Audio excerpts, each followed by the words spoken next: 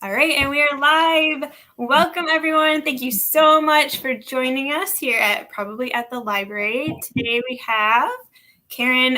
Is it Odden or Odden? I forgot to ask you ahead of time. It's Odin. Okay. Yeah. No, it's Odin. You got it first time. I was going with Marvel. My son loves all the Marvel movies. I was thinking Odin, mythology. We'll stick with that. Perfect. Yes, yeah. My husband. It's my husband's name. He's Norwegian, but he was always very excited about the fact that his name is pronounced like the Norse god. Yes, of course. That's bragging rights, of course. Yeah.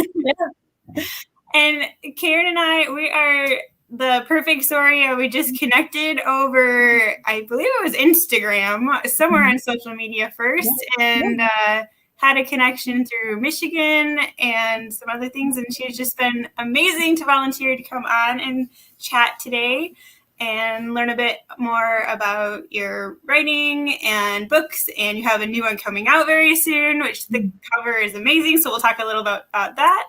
Mm-hmm. I like to always just start with finding out a little bit about you and what did you read when you were a child? Because I always find it very fascinating to see if authors were readers when they were little, if they weren't interested in reading, and what was childhood like for you?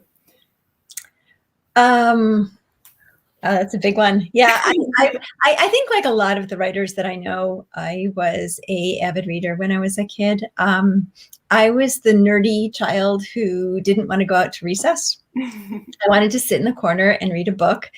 And someone asked me recently what sort of my favorites were. And I think I began the way a lot of mystery writers do with reading Nancy Drew. I don't know, you're probably not old enough, but there used to be such a thing as the Nancy Drew Mystery Club. And we would get a purple book with 2 volumes in it each month. It was very exciting. Also, there was Kmart, which was about 45-minute walk for me from my house. And I would save up my babysitting money and I would go up to Kmart and they would have that long row of yellow spines. Did you read Nancy Drew when you were a kid or no? Yes, my mom actually kept hers and passed them down to me. So I had you've seen those yellow spines. Anyway, so that was really my beginning. So okay, hang on one second. I got it. Where did they go? Let's see here. I'm vanishing for 1 second, but I'm grabbing. You're fine. I'm grabbing a few things. This is the fun of sitting by your books because I'm always grabbing things as I'm talking. Yes. Okay. So here were the beloved 2 books in one that I would get each month for, I think it was $7.99 plus shipping and handling. Here's one of my yellow spines. Love. Here's another book that I truly loved, and I think I read probably 100 times. It's Anne of Green Gables. And it's my mom's copy. Witch of Blackbird Pond. Did you read that? Yes, I read that. My mom had it. Good. So good. In fact, I have 2 friends, Mariah Fredericks and Julianne Douglas. We're going to be doing a panel at the Historical Novel Society next month. And I know both of them, but they didn't know each other. And we were sitting on a Zoom call. And I said, well, I loved Witch of Blackbird Pond. And the 2 of them did exactly what you just did. Turned around, pulled it off their shelf, and held up their version. And we have 3 different versions, but it's the same book. It is a wonderful book. I need to reread that now. Phyllis A. Whitney. It's another young adult mysteries, and they were always set in cool places like the Isle of Skye, or they were always set in really great locales. But my biggest influence probably was my grandmother when I was growing up. I was in Rochester, New York, and my grandparents lived about 20 minutes away in Bergen, which was an even smaller town than the suburb that I lived in. And we would go out there almost every Sunday for dinner. I had a bunch of cousins and everything. And my brother, who was 2 years younger, he'd go out and he'd run around with the cousins. And they played football and did whatever they did. And I would go to my grandmother's library. And it was one of those rooms where kind of three like a U shape of books with a fireplace. And it had one of those 70s chairs that went like this. Oh, yes. back and forth, and it had fur on it. Anyway, but she had this enormous library, and it was full of everything from sort of historical stuff to my grandfather's medical textbooks. And she also had bodice rippers in there, which was very exciting because I was 12. I mean, this is like my initiation to, like kissing. Anyway, but I also there I found Mary Stuart. Oh, wow. And Victoria Holt. And I do think that these books, with their kind of, first of all, Mary Stuart is a lovely stylist. She writes beautiful characters, beautiful dialogue. And she also wrote books that were about a young amateur sleuth, a woman, who would sort of stumble into a mystery. And because of her own personal stakes, would try to solve it. And I think that those books, like the Gabriel Hounds, This Rough Magic, The Moon Spinners, which was made into a movie years and years ago by Disney with Haley Mills, I think these books like laid down a track in my brain that I still write across right now. I love that. Still, yeah. So those were my, those were sort of my early influences. I was very happy that when I had a daughter, she liked things like Encyclopedia Brown. Oh, yeah. And very early on. And she wanted to be Sally Kimball, and Nancy Drew, Trixie Belden, Cherry Ames, that whole rash of books. I just sort of inhaled them. Okay. So, you have more books. I have one. That just reminds me of another one to show you here. We'll see if we had the same, any of the same copies. So I just snagged it from my mom's. Yeah. Mine were a little bit more updated than that. Okay. Yeah, but yes, very similar. Yeah, so I read all of the Trixie Belden books. The Bob White Club. Some of these were library finds. My mom would always take us to the library book sale, and she would grab them for us. Cents a copy, and they might not have been her copies, but they were ones that she had when she was younger. I love this. So you had a very strong influence then early on of mystery reading, and isn't it amazing how the money spent on those books when you were a child, like you can still remember, like I bought this at this place, and they're so vivid to us even now. Yeah, they are. Yeah, it's amazing. Did you ever read the Nancy Drew and Hardy Boys? Those were like mind blowing to me when I found them in the library one day. So later on, they did collaborate. Yes, you'll have to find those and read it. That's hilarious. Well, I did read the Hardy Boys books, Frank and Joe and their friend Chet. I remember them. Yeah, and I to be honest, I was a pretty lonely kid, and these books were my friends. I could kind of imagine myself to be in in their world. Imagine what it would be like to be in a Bob White club or whatever. So yeah. And it stayed with you through all these years. Stayed with me through all these years, yeah. So we shift a little later in life, and then you start teaching. Is that correct? I did. I graduated. I went to Cornell. Ostensibly, I thought that I was going to be a doctor. I went for a bio degree, and I got about 2/3 the way through the degree, and I was taking a class called Animal Physiology. And we had to do a live dissection of a rabbit. And the rabbit was anesthetized. It was still dreadful. I hated it. And I thought, what am I doing here? I don't like this at all. This is terrible.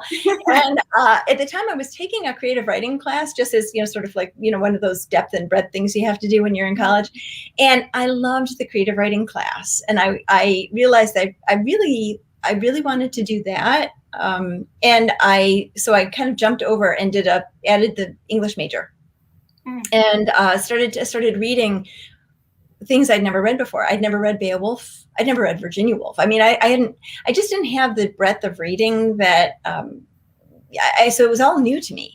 Right. And so I remember taking that first survey class, English 201, 202, and we start with Beowulf, and you work all the way up to Wordsworth, I think, and then you go from Wordsworth all the way through, I don't know, I think it was James Joyce. Maybe we finished with James Joyce somewhere around there. And it opened up a world to me. These were authors that I had never encountered. I mean, I had read, in high school, we read Dickens, we read some Shakespeare, that kind of thing. But I also didn't have a sense of that timeline and how one movement gave way to another, which gave way to another. And watching, for example, the trajectory of satire, because, I know a lot of people think of Jane Austen as sort of a not a romance novelist, but a novel of manners. She was a satirist. I mean, she was coming out of a tradition of Alexander Pope. I mean, these guys who were, hard hitting and slamming on society. And she did it a little more softly, and she did it in narrative as opposed to poetry. But I mean, right. It's an interesting sort of progression to watch. Anyway, so I graduated Cornell. I went on to Michigan. I thought I was going to get my PhD there, and I got there, and I did a master's. And at the time, my boyfriend, who later became my husband, was in San Diego, and my heart was really in San Diego with him. And I was also very young. I was only 21, and a lot of the people around me had much more of a sense of, I think, who they were, what they were interested in, what they were interested in reading and writing about and working on. And I really didn't. I'd come to the English major late. And so it was just, I think I just wasn't quite ready. Yeah. And so I took a few jobs. I worked at Harcourt Brace Jovanovich Publishing Company. And then George went to the Gulf War, and I ended up moving back east and worked at Christie's Auction House, which was the basis for Trace of Deceit. Right. And just sort of bounced around, did a few other publishing jobs, that kind of thing. And then decided, I really want to go back and get my PhD. And I applied to the New York schools. We were in New York at the time. And got into NYU, and it was a really great landing spot for me. They were super supportive. They gave me a stipend. They gave me teaching opportunities. So by the time I got out of there, I had done, quite a bit of teaching, TAing and teaching and that kind of thing. Right. And then, and after that, we moved to Milwaukee, which is where my daughter was born, and I was teaching at the university there, University of Wisconsin-Milwaukee. I taught literary theory and some Victorian lit classes, which was wonderful. A lot of the students were first generation to go to college. A lot of them were working full-time jobs and going to school. I mean, amazing people, really. I mean, how ambitious they were. Yeah. And that's where I was teaching. And then after that, we moved to Connecticut, and then we moved from Connecticut out here to Arizona. Mm-hmm. And that was when I started thinking, I really want to write a book. Yeah. Yeah. So you were just this whole time almost in the process of gaining experience and learning who you were as a person and what did you want to write in order to get to the point of writing your books. Yes. Yeah. It really was. And then I was at home with Kyle. Kyle was 2, Julia was 6. And I was reading a lot of Goodnight Moon and Cat and Hat. Anyway, Caterpillar, Brown Hair. Exactly. Yeah. Some Curious George. Anyway, I really felt like I couldn't go back to work. I didn't feel like I could go back to work. I had 2 small children. My husband was traveling a ton. I thought, okay, but I want to write. I had tried to write a couple novels in my 20s that were truly dreadful. They're in a drawer somewhere. And I wanted to write about something that I could write about, and maybe not everybody could write about. And I thought, well, what is one thing I know more about than just about anyone? And it's railway disasters in Victorian England. That's what I wrote my PhD thesis on. And my dissertation, what I was interested in when it came to writing the dissertation, I was interested in the history of trauma. At that point in my life, I had done some therapy. I had one of the at NYU, you had to pick sort of interests, and one of mine was psychoanalysis and psychoanalytic theory, and ways to use that to kind of come at books. Yeah. And so I decided, well, I want to look at the history of trauma. And most people think of trauma or PTSD, which we now kind of throw around as it's a term we all know.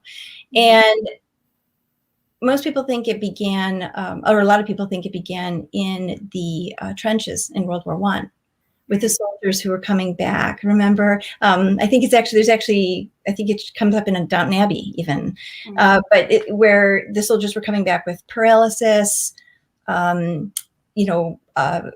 nervous tics. Some of them lost their voice, their memory, their hearing, and they didn't know what to call it, so they'd call it shell shock. I mean, we now call it PTSD, but they called it shell shock because they didn't know what to call it. But back in the 1890s, Freud and Breuer were working with hysterical women and calling it hysteria. And 40 years before that, railway surgeons were working with railway crash victims and calling it railway spine. Because people like Charles Dickens was one of them. He was in a terrible crash at Staplehurst. His entire carriage tipped on its side. Oh, wow. And he was traveling with his mistress, Ellen Ternan, this sort of young, cute actress, and her mom, while his wife is at home taking care of the children. He gets out, he drags Ellen out, he drags Ellen's mom out, he goes back in, he gets his briefcase. He has some brandy with him. He's walking around ministering to other people who had, people broke bones and had concussions and were bleeding. And so he's trying to help however he can. And then the railway company sent an express from London. Everybody gets on it. Everybody goes back to London. And the next day, Charles Dickens wakes up and he's shaking so badly he can't sign his name. He eventually had ringing in his ears. He had nightmares that were so bad that he would not go to bed. He'd fall asleep at his desk. And he died 5 years to the day after that crash. So I know, right? And you think about these railway disasters, and they were new. Because, there had been things like coal mining disasters, like an explosion in a coal mine, but that didn't affect everybody across all classes of society. Right. That was a working class disaster. Or for example, a manufacturing mill might, burst into flames or something. Again, a working class disaster, an industrial disaster. A train disaster hit everybody. Right. And so it was a big, new, scary thing, and everyone was writing about it. And an entire industry came into being around these railway crashes because there were now railway surgeons who were trying to treat these poor people. And then there were railway lawyers who were trying to keep the railways from being sued. Right. And so there were courtroom dramas, and then there were medical papers written about it and parliamentary reports because, of course, they were trying to figure out, well, how do we keep this from happening again? So there's a huge industry that kind of burst into being from 1840 to about 1880. And I thought, okay, how about if I write a book about a girl and her mom being in a train wreck in 1874 and see what happens? So that's where Lady in the Smoke came from. That is amazing. Yeah. And just as a little side note to what we were talking about, World War I, if anybody watching has the chance to go to the World War I museum, it is in Kansas City. It is truly a moving experience. I took my son there a few years back, and just learning about how exactly what you're talking about, how the conditions in the trenches was really what was killing so many of the men there, more so than the battles that they were facing, the loss of life. The conditions were so horrible, and the museum does a fantastic job, and it really helps bring that to light of how much they were dealing with just on their day-to-day basis when they're not even fighting. The disease and just the morale issues. I mean, the mud, the rain, the constant hammering, the noise, which some people talked about afterwards as being one of the most, horrible elements. There's this constant barrage of rumbling and bombs going off and, Yeah, and my grandfather worked on the railroad, and he actually was deaf from the railroads, from all the sound and everything. So, and that happened in his early 30s, I believe. So he had never heard my father talk. They had, a bunch of children, and just one of those, at the time there was no OSHA safety laws or anything going on. It was just, you work on the railroad, you expect this to happen. So there's no earplugs. There's no. You just do your job, and whatever the side effects are, that's what's going to happen to you. So how fascinating that you really took an approach to find out how you could use what you'd already worked on to create a book out of it. And then you just knew that you were going to tie that in with mystery then because you loved them so much, or what made you want to add the mystery aspect? Well, when I first started out, I thought it was going to be it began as a young adult novel about a 17-year-old girl who, her mother is a laudanum addict. So laudanum was actually pretty commonly used in Victorian England. It's a tincture of opium in alcohol, and it was administered to babies to put them to help them sleep. It was also used for lots of other things, in childbirth and that kind of thing. But so it began as a YA novel, and then I realized that there were all kinds of intriguing possibilities for mystery.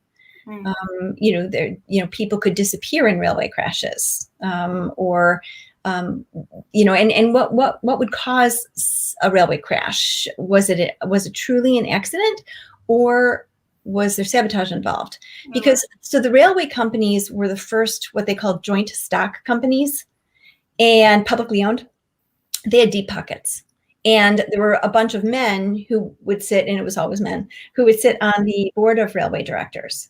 And what if they were corrupt? What if they had a friend who wanted to sell land to the railway that they knew wasn't really quite up to par, but they had a friend on the board and they could get money for? I mean, there was all kinds of and then surveying was done, but you could pay somebody off to do it a little bit differently. So there's all kinds of possibilities. In Lady in the Smoke, there's a man who realizes that if we cause a railway crash, stock prices will drop, and then I can buy low, fix up the railway, connect it to my coal mine, and then and make a lot of money. And you can short stock. Shorting stock was done since like the late 1600s, I think. So it sounds really kind of modern, but it's not. So you can short stock and make lots of money doing that. And so it turns out to be a financial scheme. And I thought that sounded really neat. My husband's a banker. And so he was the one who kind of said, well, what about having them short? I said, how can you make money out of causing a train wreck? And, he was he knew immediately how to do it. So. Right. It's human nature. I mean, if people are going to find a way to make an extra buck, they're going to find a way. Yeah, exactly. Yeah. So that's that one. I don't know if you can see this very well. Where's my camera? There we go. So that's A Lady in the Smoke. And there's a funny story about this cover. This isn't only an ebook. So when this book got picked up, it was by Random House Alibi, they only do ebooks. And I was kind of disappointed that it was not going to be in print. I wanted to be able to see it and hold it in my hands, but it ended up doing really well as an ebook. Alibi did a good job for Alibi, but when they first did a cover, the first cover they provided me was a piece of kind of like stock art, and it had a train kind of misty in the background, and then it had the woman in this sort of white lacy thing, and her head was turned away, and I nixed it. I wrote to Josh, like 3 exclamation points, like no. And I, my editor at the time, Priyanka, was very kind. She says, okay, what's wrong with the cover? I said, well, first of all, that train didn't even exist until the 1920s. Like they didn't have that back then. And besides that, you've got her in something that in 1870s would only be a nightgown. Like Elizabeth is not running around in a nightgown. And we need to do something about this. And so I sent pictures of, this is what a train looks like. This is what she'll be wearing, and they managed, and they came up with this cover. And I really, I love this cover. I'm taking the plastic off so you can actually see it. And it's a good cover. Now, interestingly, just FYI, a fun fact, this little element here is a purse, and originally had rhinestones on it. So they had to black those out because there are no rhinestones. This train originally was turned the other direction. So when they flipped the art, the numbers on the front were backwards. So they had to blot those out. Like, this is how a cover gets made, But I was really happy with it because this is close. This is really close to what 1874 looked like. You are very fortunate. I don't know if everyone knows that most of the time with the publisher, you completely hand over control of the cover and you get no say-so. So to be able to make changes is amazing that you got the cover that you wanted. Yeah, yeah. And you take a look at Trace of Deceit, that cover came to me pretty much exactly as is, with the exception of the picture in the sort of upper right-hand side was originally just like a red kind of modern work of art. Okay. And I said, pull that out and put the Francois Boucher painting in there. So that's what they did. And it's kind of blurry, like you can't really see, but you can definitely tell it's, you know, sort of like French. It's, it has a feel to it. It's not a modern red painting. So you have my favorite covers are when you kind of just get this illusion of the character and you don't have the actual facial features shown, because I feel like it lets your imagination kind of create who the character or characters are. I love this book. So I don't want to jump past your second book. If you don't mind, we'll just go in order and tell us like a little bit about each one, and then we'll finish off with your new release. Yeah. So two. So yeah, so book 2 was A Dangerous Duet. And this one actually also started out as a young adult novel and kind of morphed into a mystery.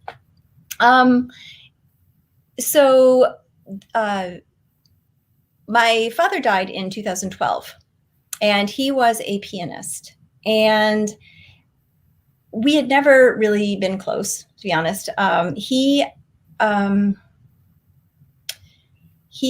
was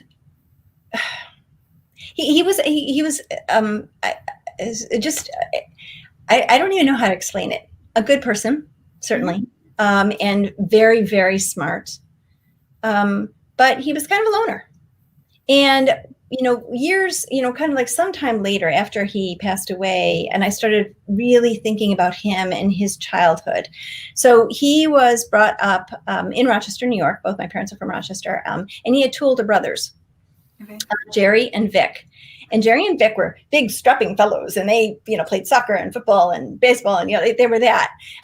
They both were like 6'2" or something like that, and athletes. And my father was small, slim. He ended up, he had type 1 diabetes, and he also had perfect pitch. And he picked out Happy Birthday when he was about 2.5 years old on the piano. And, you know, I mean, in this, and you'll see this theme also in Trace of Deceit in that 3rd book, but I'm interested in what giftedness means in families. Because I think my father, you know, his older brothers had each other, and my father had the piano. And I think that, you know, obviously the piano only plays what you play. It's kind of a closed loop. It doesn't have that same kind of, you know, where you run up against somebody else, what somebody else wants, and they run up against you, and you have to find compromises and argue things out. And so I think my father just kind of became a little bit sort of, I don't know, closed in a way. He was a brilliant pianist. You know, it passed me by, but my son has it, perfect pitch, and he, you know, he plays piano.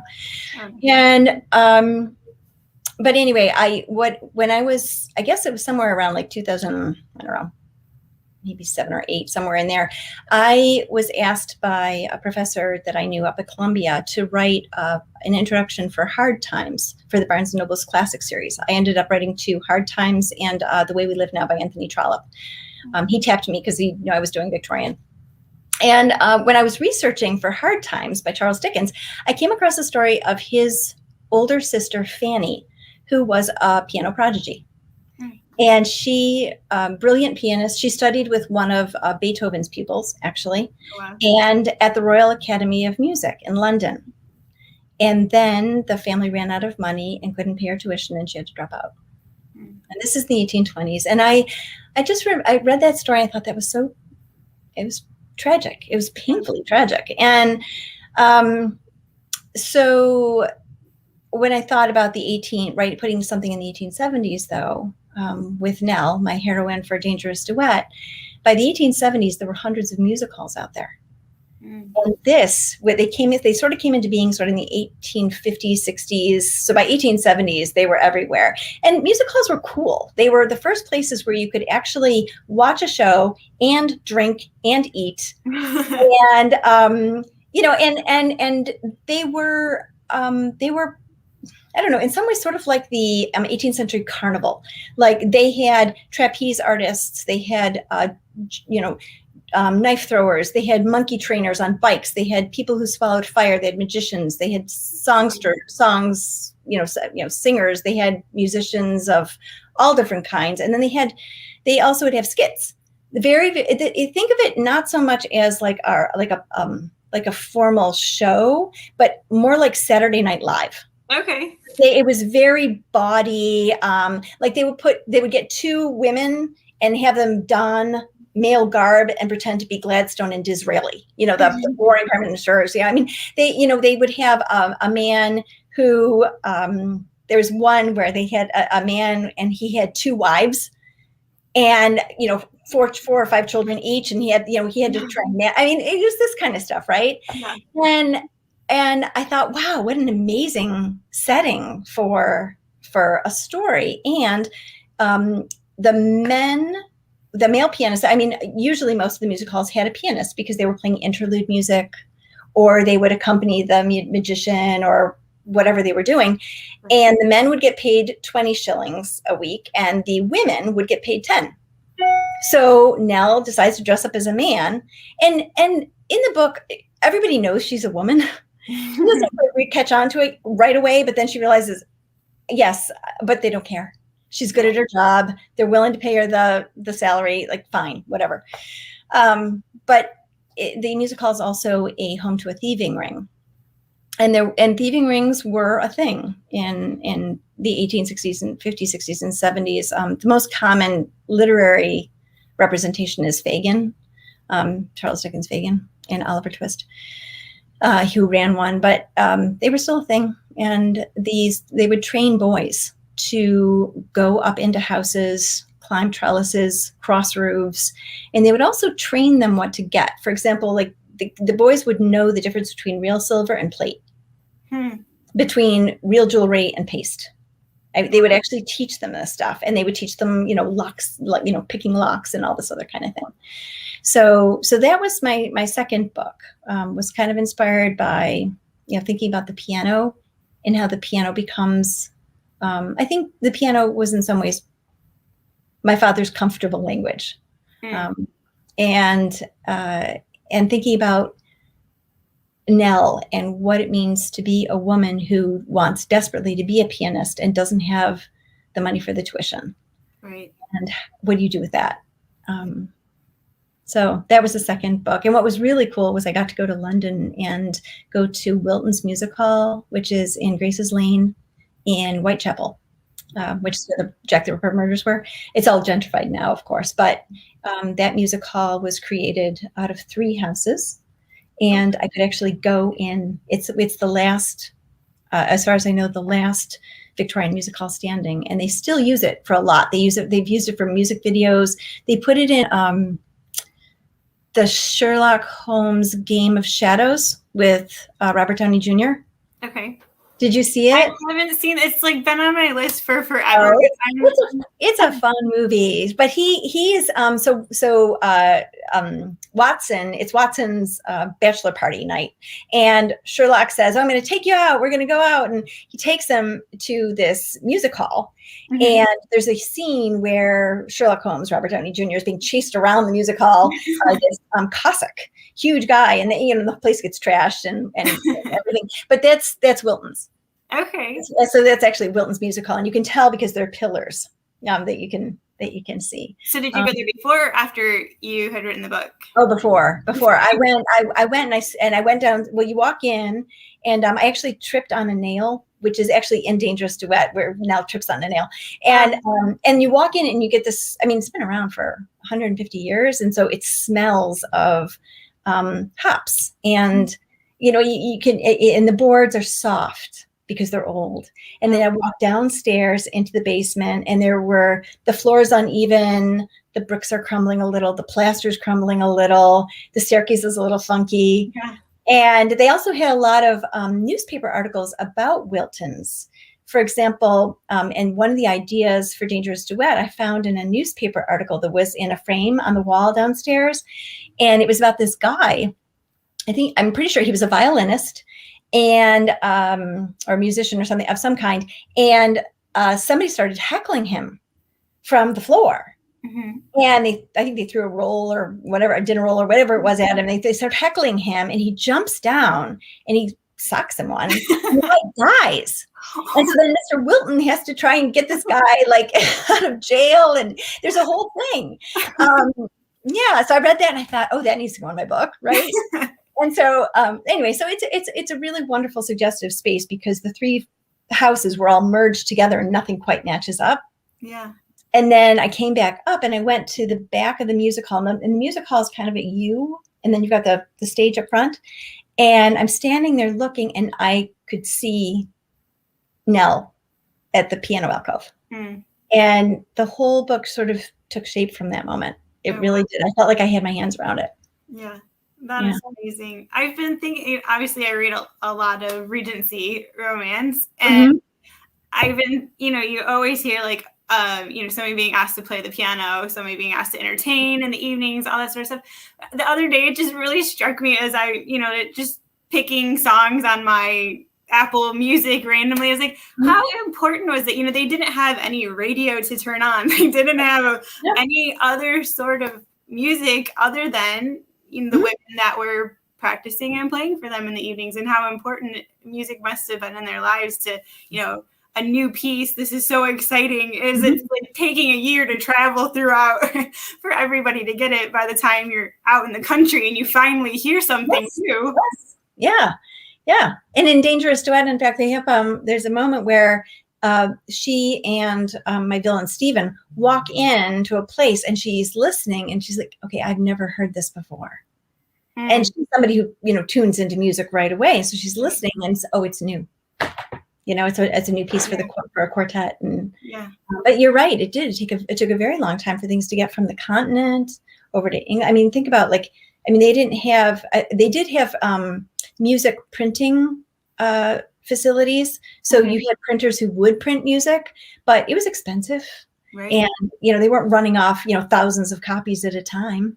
Right. Yeah. So interesting. Yeah. So then let's jump to now your third book, Trace of Deceit, which everyone I have recommended this book to raves about it. I loved this book so much because I don't know how else to describe it, but it's like the most amazing art class in a book in the most beautiful way, because I finished this and I was like, I feel like I could go to an art museum and no one's looking at now. But you don't feel like you're reading any sort of lecture about art as you're going through the book. It just naturally flows as you're following the story. So what was the inspiration when we get to Trace of Deceit? Well, I worked at Christie's Auction House for 2 years in the 90s. My husband was at business school at Columbia, so I was the one working. And although he actually had a part-time job too, I don't know how he did that, but he did. And I got there because I didn't know anything at all about art. I had done a bio and English major undergraduate, but I had done a bunch of marketing. I'd done some ad agency work, some marketing work. I was familiar with media buying, and they needed someone to buy the ads and the newspaper space for the ad space and newspaper space in magazines and that sort of thing for the different divisions of Christie's. So for those who don't know, Christie's has roughly 40 different, what they call departments. So for example, English silver is one, American silver is another, jewelry, rugs and carpets, Asian art, Latin American art, old masters paintings, books and manuscripts, and English furniture, and American furniture, and so on. But of course, every one of these things, each one of these sales has a different magazine or newspaper that it would be appropriate to advertise in. Right. You know, for example, you wouldn't put 20th century art in magazine antiques, for example. Right. That's an easy one.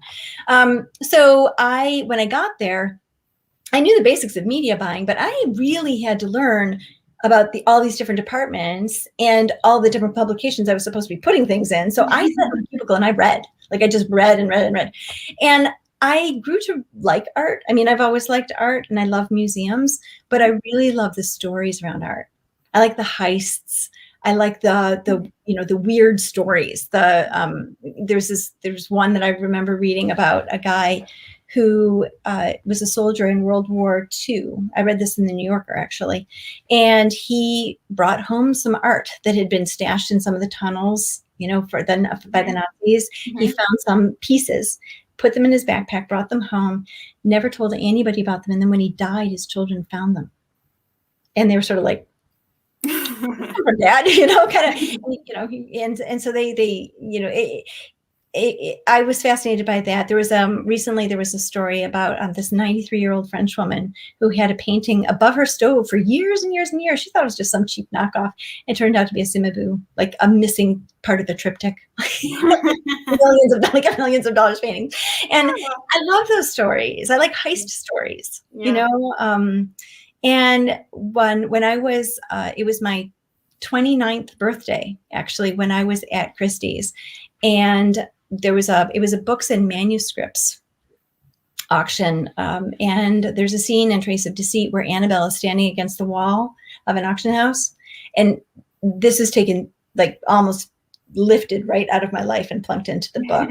So I was standing there, and it was the books and manuscripts auction. I don't remember if it was that one, but they would get great stuff. They would get Jane Austen's letters. They would get, first editions of, Thoreau's Walden and Louise May Alcott books, and really great stuff. Manuscripts, books, any kind of printed material, postcards that were written by famous people, that kind of stuff. And it was really fun to walk around because the 4 days before the sale, they would put everything out in the viewing rooms in these big cases.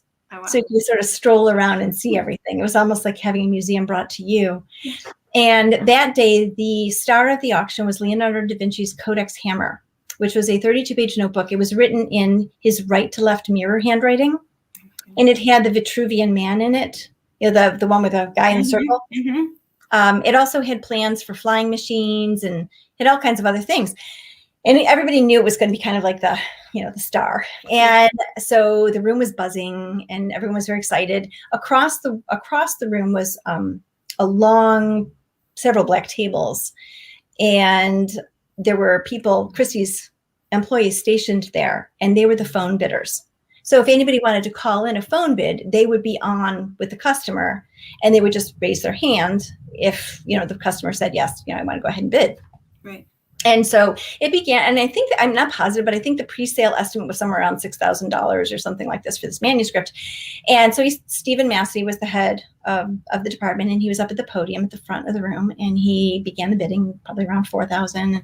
It jumped 5, 6, 7, 8, 10, 12, 14, 15, 16. It just kept climbing. And by the time it got to in the 20s, the room was like, I'm telling you the story now and I'm getting kind of like, goosebumpy. And the room was just, we were all stunned. And it was between two bidders. One was in the room and one was on the phone. Mm-hmm. And the employee on the phone just kept raising her hand. Like, yes, yes, yes. And it got up to $28 million. Oh my goodness. Yeah. And with the buyer's premium, which is an extra $2.8 million, so it ends up being however much, $30.8 million. And so the big question was, okay, who's on the phone? Right? And so, of course, I'm in the back of Christie's. I'm heading back to my department, and I'm hearing people muttering and talking and chit-chatting about it and everything. And someone said, yeah, somebody like Bill Cates, and someone said, no, it's Bill Gates. He does something with computers. Yeah. This is 94. Yeah. Before Windows 95 came out, and he wasn't quite the household name he is now. Right. And but he bought it, and what he did was he had it taken apart, of course, very carefully by an archivist, and put inside glass panes. Oh wow. So that it could tour. And he sent it around the world so that people could see it. That is crazy. Yeah, I can't imagine what that room must have been like, just the energy going on as these things are happening. It was crazy. It was I mean, it was a very cool birthday for me, just because I got to see that. It was neat. Yeah.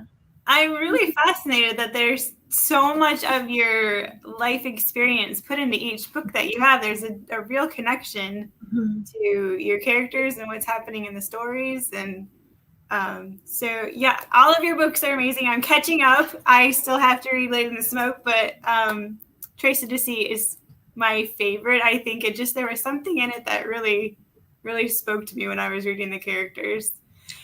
Well, I think also, it was probably my sixth novel. I mean, three of them are in a drawer and will never see the light of day. But once you get to that point, I think you really start being willing to put your sort of emotional stuff on the page. Not as memoir per se, but just to the Annabelle's plot arc really is, when Edwin dies in that first chapter, what she wants to know is, had he been honest with me before he died? Had he told me the truth? I mean, he went to prison, came out, swore he'd reformed. He wasn't doing opium anymore. He wasn't going to forge anymore. He was going on the straight and narrow. And she wanted to know, did he tell me the truth? I need to know that for myself.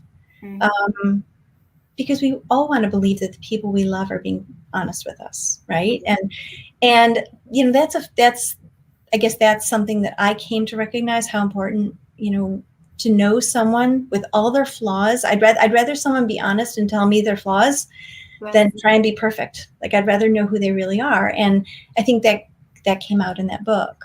But I think it's a pretty universal desire, to know someone really, as opposed to just kind of know the pretty shiny stuff. Right.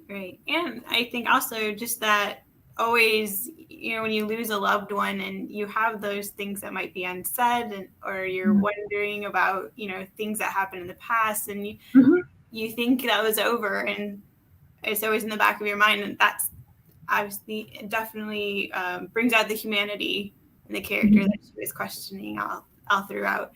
And for anyone that has not read your books, but if they are hesitant to read mystery, your books do have just a touch of romance that I feel like lends a little bit to still help readers of romance that, might want to dip their toe into something. There's that little bit of tension going on in the books that I really appreciated, because I love reading romance, but I love reading mystery, and it was like just that little hint.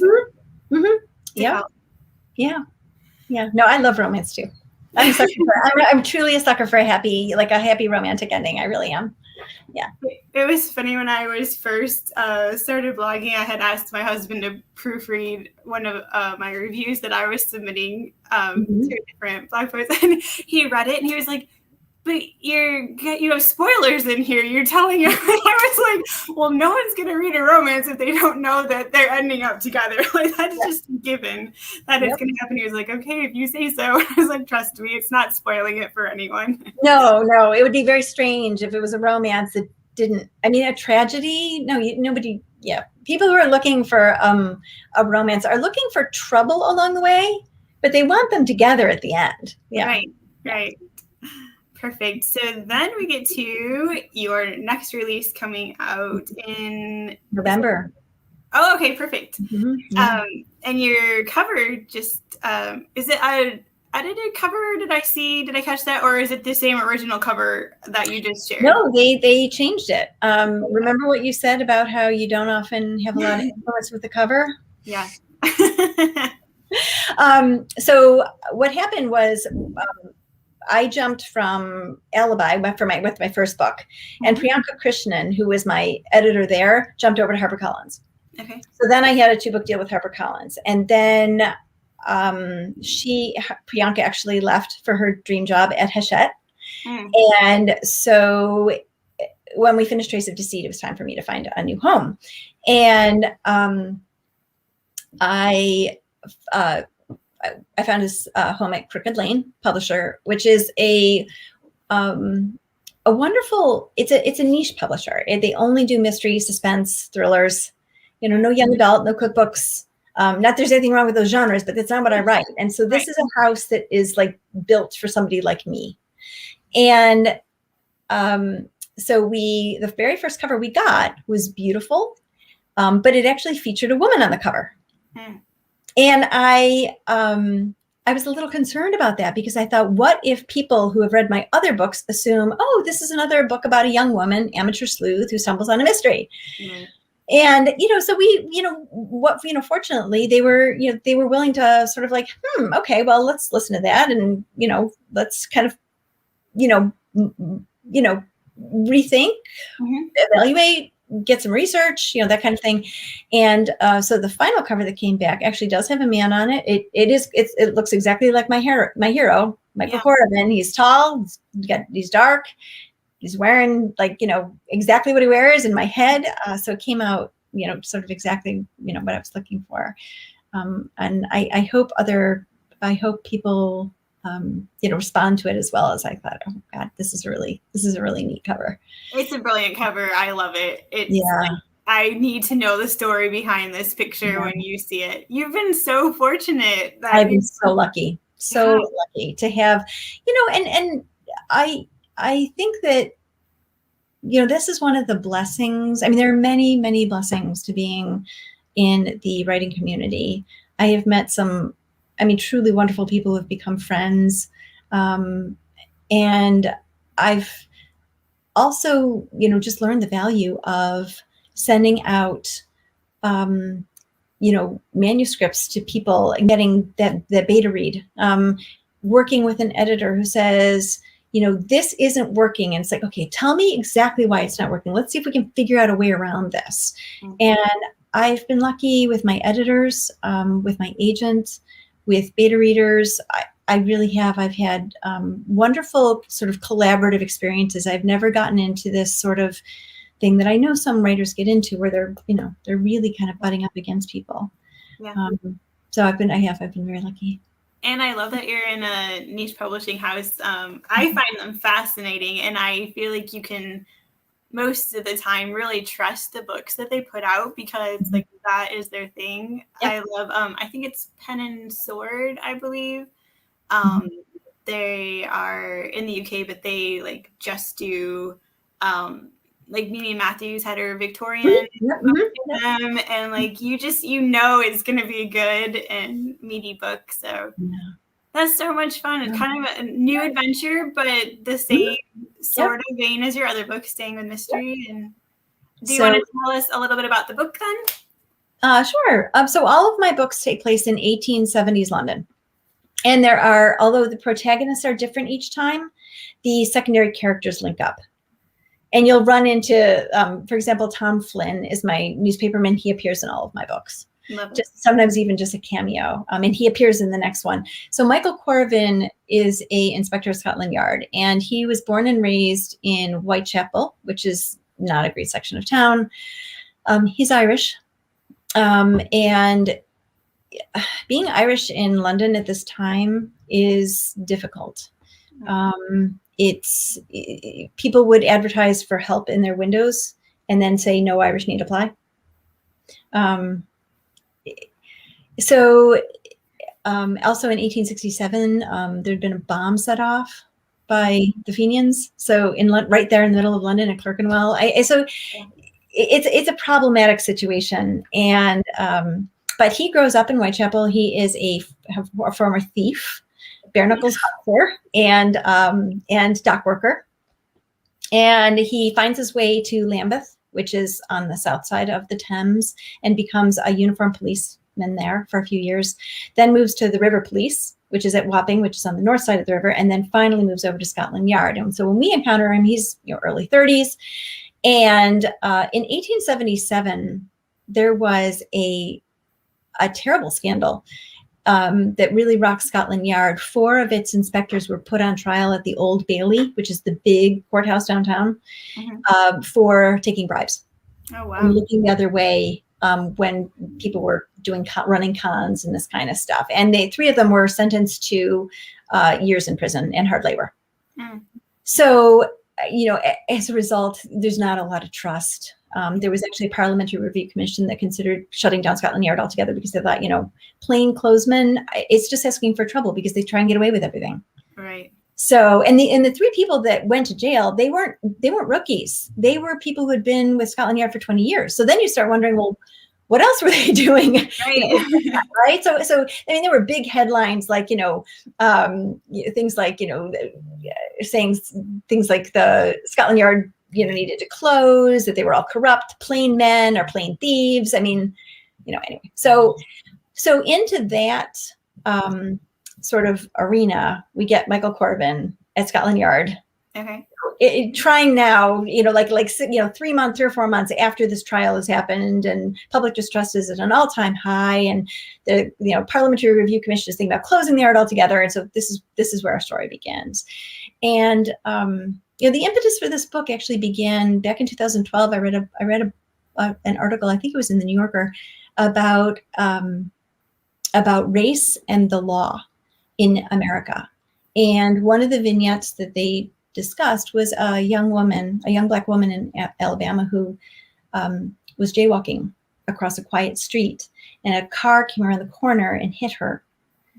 And it was the driver was white. The car was expensive. He wasn't DUI, but he'd had a couple drinks. He wasn't the officially 0.1 or whatever it is. Anyway, it put her in the hospital for months. And when they sued for damages, the judge gave her $2,000. And as if that's not enough to sort of claw at you. Right. Her father went after the judge's daughter because he wanted to make the judge understand what it was to almost lose a daughter. Yeah. And it got me thinking about revenge and what revenge means, because sometimes it's not as simple as just eye for an eye. Sometimes it's literally almost like taking someone by the shoulders and saying, do you get it? It's like trying to make someone understand something when the law court doesn't do it. Right. And so that's kind of the impetus behind this book. And so the book begins with a young woman dead, a beautiful, wealthy young woman dead in a boat, a little lighter boat, like they were like rowboats that people used for ferrying cargo between the docks and the ships in the Thames. This little lighter boat. So she's floating down the Thames and she's dead. So that's where it begins. So okay, I cannot wait now to read this book. This book it's been 9 years in the making, and I love this book. And the first time we tried to take it out, I think was in 2016 or 17. Nobody bit. I rewrote it a couple more times, and there is a romance in it. Corbin is in love with Belinda Gale. She is a novelist. She is the EQ to his street smarts. And she's wonderful. She's one of my favorite characters I've ever made. And she's smart and she's savvy, and she's also madly in love with him. But they are not getting married right now for various reasons. And so there's the romance element in there. But this book is it's grittier, it's darker, it's got a male protagonist. We see some really seedy parts of London. And so but I think it's a fun book. This sounds like it's giving me Miss Scarlet and the Duke kind of vibes a little bit. Yep. Yeah, and it was funny because when I have a friend who beta read Down a Dark River for me, and then Miss Scarlet and the Duke comes and she's texting me, and she's you have to turn it on right now. And she it's very close in time period and everything. I love that. Yeah, I just don't watch TV because I'm always reading something, and everyone kept saying, I think you recommended it to me. A few other people were like, you have to watch Miss Scarlet and Duke. So when I'm sick with COVID, I was like, okay, now's the perfect time. I'm just laying here. I don't feel like reading. Let me watch. And I was hooked. It is such a good show. It did an amazing job trying to, be as authentic to the time period. I love even the simple fact when she re-wears the same outfits. Oh, yeah. I thought that, I loved that part of it, which, might seem really boring to other people, but she's not like wardrobe changing 50 times throughout the day. And no. She wears that blue dress a lot. Yes. And if I'm remembering correctly, the Duke is Irish. And he runs into prejudice. Yes. And like that was very true to the time too. And there's the aspect, I believe, of the bribes taking place, if I'm remembering correctly, we see with his boss, the Duke's boss, going on in there. So a little bit of all those elements. Yeah. Perfect. Thank you so much for walking us through all of your stories. Oh, you're welcome. It was so much fun. I could talk to you all day. I hope eventually I will get to come and meet you in person, and you can take me to your bookstore that you, what is the name of the bookshop that you frequent? Oh, the Poison Pen. Poison Pen. Yes, it's in Old Town Scottsdale, and they have launched, Barbara Peters, the owner, has been kind enough to launch both of my print books. And I think we're going to plan a event there for November for Down the Dark River as well. Nice. They have some fantastic videos to watch. They do. They you know, Barbara, they've done an amazing job. I mean, Barbara has an incredible staff. And the bookstore, I think, began in '89. And, you know, she has cultivated this enormous network of authors and readers and writers. And it's a community. It really is. And I feel like it's sort of my literary home, my home base. I love it. There's nothing better than connecting with people over books, whether it's Nancy Drew, Trixie Belden, or mysteries that you're writing today. So thank you. Anyone that's interested, I put the links down below for your website so they can check that out. They can get your sign up for your newsletter. All of your books are linked below, and there is also a pre-order link for Down a Dark River. That's awesome. And then the other thing I wanted to say is for anybody who is watching, for the next week, if we can, I'd like to, if you can capture names of anybody, I'm going to do a giveaway for Down a Dark River. Or Trace of Deceit. They can pick whichever one they want. They can pick one of the two books. It'll be either a pre-order on Down a Dark River, which is in November, or they can have a copy of Trace of Deceit. But I'd love to do a giveaway for your viewers. Perfect. Thank you so much. Yeah. So, oops, you froze on me. If they would like to pick. We're there. We blipped for a second. Leave their name in a comment, and then I will compile everything. We'll choose a winner and do an announcement. Thank you so much. Yeah. All right. All right. Take care, everybody. Bye. Thanks for being here. Thanks, Melissa. Yeah. Talk to you soon.